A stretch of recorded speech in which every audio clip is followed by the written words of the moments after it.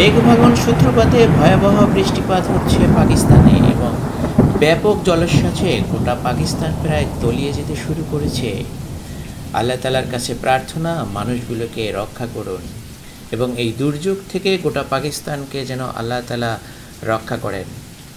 সবচেয়ে বেশি ক্ষতিগ্রস্ত হয়েছে খাইবার পাখতুনে, প্রায় 350 লোক এ পর্যন্ত সেখানে মারা গিয়েছে এবং হাজার খানেক এখনও নিখোঁজ রয়েছেন।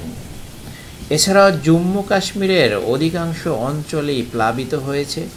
করাচিতেও ভয়াবহ বন্যার সেই প্রভাব পড়েছে।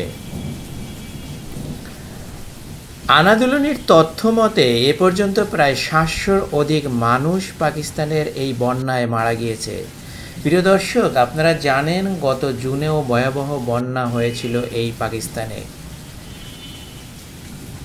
এই বন্যার পরিস্থিতি দিনে দিনে শুধু প্রকট আকার ধারণ করছে, কোনো উন্নতি এরই মধ্যে সেখানে একটি ভয়াবহ 5 মাত্রার ভূমিকম্প আঘাত হানে এবং বেশ কিছু ঘরবাড়ি ভেঙে চুরে যায় এবং ধসে পড়ে।